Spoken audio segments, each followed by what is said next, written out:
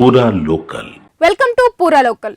BRS party MLC కవితను suspend చేయడం రాజకీయ వర్గాల్లో పెద్ద చర్చకు దారితీసింది. ఇది ముందే ఊహించబడిన పరిణామమే అయినప్పటికీ తన కూతురిపై కేసీఆర్ ఇంత కఠిన నిర్ణయం తీసుకుంటారని చాలా మంది అనుకోలేదు. కానీ పార్టీ ప్రయోజనాన్ని ముందుకు పెట్టి కేసీఆర్ కవితను సస్పెండ్ చేస్తూ అధికారిక ప్రకటన విడుదల చేశారు. ఈ పరిణామంలో కవిత తీవ్రంగా మనస్తాపానికి గురై తెలంగాణ జాగృతి కార్యాలయంలో కుటుంబ సభ్యులు, అనుచరులు, జాగృతి నేతలతో సుదీర్ఘ సమావేశాలు జరిపారు. ఆ సమావేశంలో కొత్త పార్టీ ఏర్పాటు దిశగా చర్చలు జరిగి అందరి అభిప్రాయం కూడా అదే వైపుకు వెళ్ళిందని విశ్వసనీయ వర్గాలు చెబుతున్నాయి. ఇక ప్రస్తుతం కవిత కొత్త పార్టీ పేరును ఖరారు చేసే పనిలో ఉన్నారు.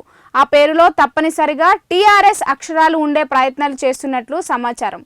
పూర్వం తెలంగాణ రాష్ట్ర సమితిగా ప్రారంభమైన పార్టీనే బీఆర్ఎస్గా మార్చడంలో ప్రజలు దూరమయ్యారు. ఇక తిరిగి టీఆర్ఎస్ పేరుతో కొత్త పార్టీని ప్రారంభిస్తే పాత సెంటిమెంట్ తిరిగి వస్తుందని ఆమె అనుకుంటున్నట్టు తెలుస్తోంది. ఇక సోషల్ మీడియాలో వినిపిస్తున్న వార్తల ప్రకారం ఆమె కొత్త పార్టీకి తెలంగాణ బహుజన రాష్ట్ర సమితి అనే పేరు పెట్టే అవకాశాలు కూడా ఉన్నాయి. ఇక బీసీ ఎజెండాతో ముందుకు సాగుతున్న కవిత తన పార్టీ పేరులో కూడా అదే ప్రతిబింబించేలా ఆలోచిస్తున్నట్లు ప్రచారం జరుగుతుంది. ఇక ఇప్పటికే కవిత తన కొత్త రాజకీయ అడుగులకు రంగం సిద్ధం చేసుకున్నారని సమాచారం. ఈ నేపథ్యంలో ఆమె బీఆర్ఎస్ సభ్యత్వంతో పాటు ఎమ్మెల్సీ పదవికి కూడా రాజీనామా చేసి మీడియా ముందుకు వచ్చి బాంబులు పేల్చే అవకాశం ఉన్నట్లు టాక్ వినిపిస్తోంది. ఇక ముఖ్యంగా తనపై కుట్రలు చేసిన నేతలపై అవినీతి ఆరోపణలు బయట పెట్టడానికి సిద్ధమవుతున్నట్లు చెబుతున్నారు. ఇక అసలు కవిత బీఆర్ఎస్కి దూరం అవడం ఢిల్లీ మద్యం కేసు తర్వాత మొదలైందని పార్టీ వర్గాలు విశ్లేషణ. అప్పటి నుంచి ఆమె తరచూ పార్టీ వ్యతిరేక వ్యాఖ్యలు చేస్తూ వచ్చారు. ఇక మే నెలలో తన తండ్రి కేసీఆర్కి రాసిన లేఖ లీక్ కావడం పెద్ద కలకలం రేపింది. ఆ సమయంలో అమెరికాలో ఉన్న కవిత తిరిగి వచ్చి మీడియాతో మాట్లాడుతూ కేసీఆర్ దేవుడు, కానీ ఆయన చుట్టూ ఉన్న దెయ్యాలు ఉన్నాయి అంటూ సంచలనం వ్యాఖ్యలు చేశారు. ఇక అప్పటి నుంచి ఆమె స్వరం మరింత ధిక్కరంగా మారింది.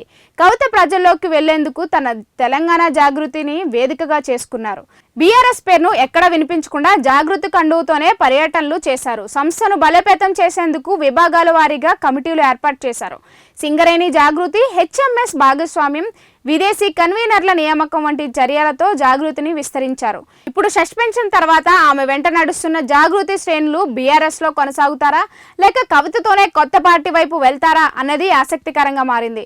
గత కొన్ని నెలలుగా కవిత బీఆర్ఎస్ ధోరణిని బహిరంగంగా ధిక్కరించాయి.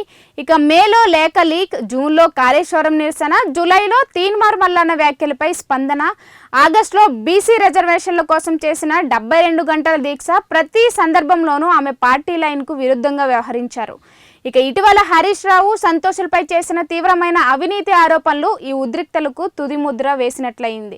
ఇక మొత్తానికి కవిత బీఆర్ఎస్కు గుడ్ బై చెప్పి కొత్త పార్టీ ఆవిష్కరణ దిశగా అడుగులు వేస్తున్నారని చెప్పవచ్చు. ఇక పాత టీఆర్ఎస్ సెంటిమెంట్ను మళ్లీ ప్రజల్లోకి తీసుకురావాలనే ప్రయత్నంలో ఆమె ఉన్నారు. త్వరలోనే పార్టీ పేరుతో పాటు తన తదుపరి రాజకీయ ప్రణాళికను అధికారికంగా ప్రకటించే అవకాశాలు బలంగా కనిపిస్తున్నాయి. ఇవి ఇప్పటి వరకు అప్డేట్స్. మరిన్ని అప్డేట్స్ కోసం చూస్తూనే ఉండండి పూరా లోకల్.